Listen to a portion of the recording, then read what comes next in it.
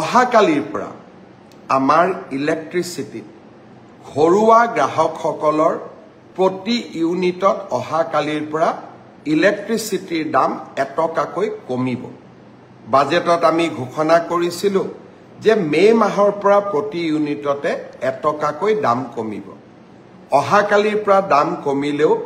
মে মাহৰ বিলখনতহে আপোনালোকে ইয়াৰ ফলাফল পাব কাৰণ কালিৰ পৰা আপোনালোকে যি ইলেক্ট্ৰিচিটি ব্যৱহাৰ কৰিব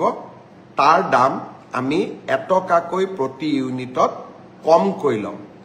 উদ্যোগ খণ্ডৰ বাবে আমি 25 পইচা হ্ৰাস কৰিছো আৰু ঘৰুৱা উপভোক্তাসকলৰ বাবে 1 টকা হ্ৰাস কৰিছো স্মাৰ্ট মিটাৰ ব্যৱহাৰৰ কাৰণে আজি আমাৰ ইলেক্ট্ৰিচিটি বোৰ্ডে ৰাজহ সংগ্ৰহৰ ক্ষেত্ৰত ভাল ফলাফল দেখুৱাব পাৰিছে আৰু আমি যেতিয়া বেয়া ফলাফল দেখুৱাও আমি কাৰ ওপৰত ইলেক্ট্ৰিচিটি বিল বিলাক জাপি দিও যিসকলে সদায় নিয়মিতভাৱে ইলেক্ট্ৰিচিটিৰ বিল দিয়ে চৰকাৰে যেতিয়াই বিদ্যুৎ যোগানত লোকসান হয় আপোনালোকে ধৰি লব যে নিয়মিতভাৱে যিসকলে বিদ্যুতৰ বিল দিয়ে তেওঁলোকৰ ওপৰতে আমি বিদ্যুতৰ বোজা জাপি দিও আৰু যোনে বিল নিদিয়ে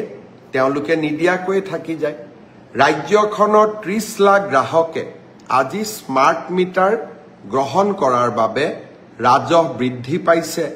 আৰু বিদ্যুতৰ সৎ ব্যৱহাৰৰ ফলত প্ৰতিজন গ্ৰাহক তাৰ পৰা উপকৃত হৈছে আৰু আজি আমি তাৰ বাবে 1 টকা দাম কমাবলৈ সক্ষম হৈছো এই বছৰৰ শেষৰ ফালে মই চেষ্টা কৰিম